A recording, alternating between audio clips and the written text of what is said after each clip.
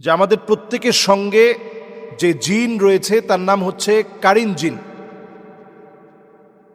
প্রত্যেকের সঙ্গে যে জিন রয়েছে কারিনাতুল মুজমিন বা কারিন জিন আমাদের প্রত্যেকের সঙ্গে রয়েছে। যে জিনের কাজ হচ্ছে আপনাকে ওয়াসওয়াসা দেওয়া। আমাদের দেশে কিছু মানুষ মনে করে কারিন নামক জিনকে খোলা যায়, বশীভূত করা যায় এবং তাকে দিয়ে নানা ধরনের কাজ করানো যায়। এটি একটি ভুল বিষয় এবং অপব্যাখ্যা ছাড়া কিছু না। কিছু কিছু জিন কখনো কখনো আপনার প্রতি আকৃষ্ট হতে পারে আপনার ভালো আমলের দ্বারা, আবার আপনার ক্ষতি করতে পারে আপনার খারাপ বদ আমলের কারণে। সে আকৃষ্ট হয়ে আপনার ক্ষতি সাধন করতে পারে। দুষ্ট দুরাচারী যে জিনগুলো রয়েছে আপনার ক্ষতি তখন সাধন করবে যখন তার মনোপুত না হয়।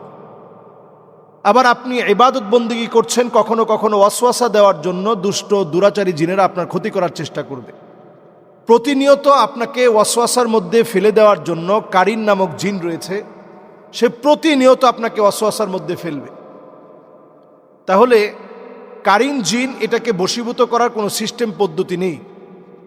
কেউ যদি মনে করে যে কোনো খারাপ কাজ করে ম্যাজিকের মাধ্যমে অথবা ব্ল্যাক ম্যাজিক করে বিভিন্ন গুনাহের কাজ করে আমি কারিন জিনকে আমার বশীভূত করব, এটা যদি কেউ করতে চায় এই কাজটা শিরক হবে, মারাত্মক ধরনের শিরক হবে।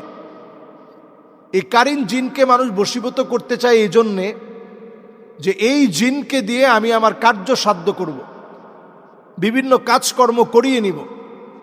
এই কাজকর্ম করানোর লক্ষ্যে অনেক সময় জিনকে আমরা বশীভূত করি। আল্লাহ রাব্বুল আলামিন আমাদের মতো করে তাদেরকেও বানিয়েছেন। আল্লাহ রাব্বুল আলামিন আমাদের মতো করে তাদেরকেও আল্লাহ তাআলা ইবাদতকে বাধ্যতামূলক করেছেন।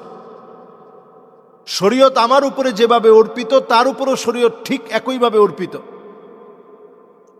আল্লাহ তাআলা মানুষকে বরং জিনের চাইতে শক্তিশালী বানিয়েছেন বহু দিক থেকে। জিন আপনার তেমন কোনো ক্ষতি করতে পারবে না যদি আপনি প্রতিনিয়ত কিছু কিছু বিষয়গুলো আমল করেন। যদি আপনি প্রতিনিয়ত আয়াতুল কুরসি পড়েন, সূরা ইখলাস, সূরা ফালাক, সূরা নাস পড়েন, সূরা জিন যদি আপনি তেলাওয়াত করেন, ঘুমানোর আগে যদি সূরা জিন 3 বার তেলাওয়াত করেন, ফজরের পরে যদি আপনি 3 বার তেলাওয়াত করেন, কিছুদিনের ভিতরেই জিন আপনাকে ভয় পাবে। তাদেরকে বশীভূত করা লাগবে না। আপনি দেখবেন কোনো জিন আপনার কোনো ক্ষতি করবে না, বরং আপনার ভক্ত হয়ে যাবে। কিন্তু বশীভূত করে আপনি বিভিন্ন ভাবে তাদেরকে দিয়ে কাজ করাবেন, এই চিন্তা টাকা অর্থ কামাবেন, তখন তারা আপনার ক্ষতি করতে না পারলেও আপনার পরবর্তী প্রজন্মের ক্ষতি করবে, আপনার সন্তানদের ক্ষতি করার চেষ্টা করবে। যেহেতু আপনার হায়াতটা খুবই লিমিটেড, আমরা সর্বোচ্চ নবীজি সাল্লাল্লাহু আলাইহি সাল্লামের হাদিস অনুযায়ী বাইনা 60 ওয়া 70, 60 থেকে 70 বছর আমরা হায়াত পেয়ে থাকি। এর বেশি অনেকে পায়, আল্লাহ তাআলা হায়াত দিয়েছেন এজন্য পায়। নরমালি আমরা 60 থেকে 70 আমাদের নবী সাল্লাল্লাহু আলাইহি সাল্লামের উম্মতদের গড় আয়ু। স্বাভাবিকভাবে আমরা 60-70 বছর বাঁচি। আর একটা জিন 2500, 3000, 3500 বছর পর্যন্ত বাঁচে। তো সে আপনার প্রতিশোধ নিতে না পারলেও পরবর্তী প্রজন্মের প্রতিশোধ নিবে। এজন্য এই বিষয়টা অত্যন্ত খেয়াল রাখা দরকার যে জিন নিয়ে ঠাট্টা করার বিষয় না। আমরা কারিন জিনকে, এখন এই শব্দটা একেবারে পরিচিত, অনেকেই এই কারিন জিনকে বশীভূত করার বিভিন্ন মন্ত্র শিখছেন, নানাভাবে এটাকে কিভাবে বশীভূত করা যায়। এই ধরনের মন্ত্রতন্ত্রে বিশ্বাস করে ঈমান ধ্বংস করা যাবে না। নবী সাল্লাল্লাহু আলাইহি সাল্লাম বলছেন, মান আতা কাহিনান আও আররাফান ফাসাদ্দাকাহু বিমা ইয়াকুল ফাকাদ কাফারা বিমা উনজিলা আলা মুহাম্মদ সাল্লাল্লাহু আলাইহি সাল্লাম।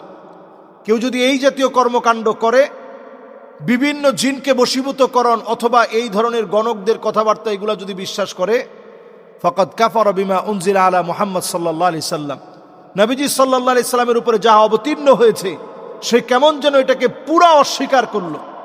কাজী এই জাতীয় কর্মকাণ্ড পুরোপুরি আমাদের মন থেকে বাদ দিতে হবে। এবং জিনরা কোনোভাবেই আমার চাইতে শক্তিশালী না। একটা আয়াত আপনি মুখস্থ করে নেবেন, ওয়াল্লাহু খায়রুন হাফিযান ওয়া হুয়া আরহামুর রাহিমিন। এই আয়াতে কারিমাটা প্রতিনিয়ত পড়েন। ইনশাআল্লাহ কোনো জিন আপনার চাইতে শক্তিশালী হতে পারবে না। বশীভূত করা লাগবে না, এমনি তারা আপনার ভক্ত হয়ে যাবে, আপনার দ্বারে কাছে তারা ঘেঁষতে পারবে না। ক্ষতি করা তো অনেক দূরের বিষয়। এজন্য আমরা আমল করার চেষ্টা করব, প্রতিনিয়ত নিজেদেরকে আমল দিয়ে আমরা সাজিয়ে রাখার চেষ্টা করব। আল্লাহ রাব্বুল আলামিন আমাদেরকে তৌফিক দান করুক।